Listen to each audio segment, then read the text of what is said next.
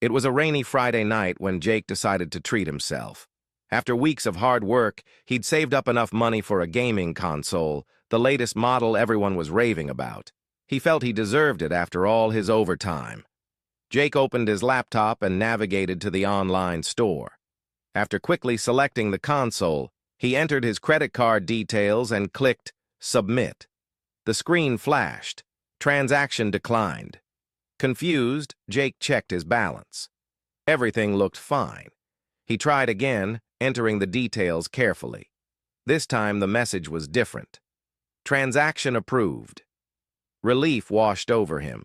The console would arrive in 3 days. He closed his laptop, excited to finally unwind with his new gaming system. But that night, something felt wrong.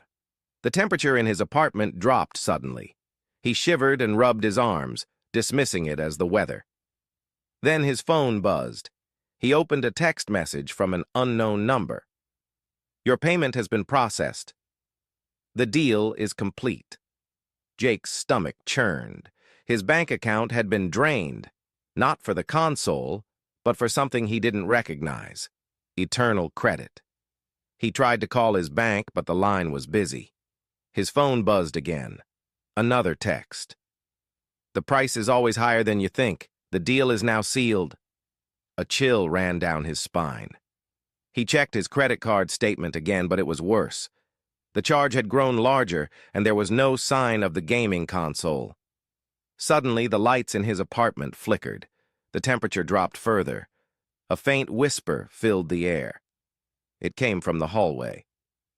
Come closer. The deal is waiting for you. Terrified, Jake turned to leave, but the shadows in the hallway stretched unnaturally. The whisper grew louder, now unmistakable.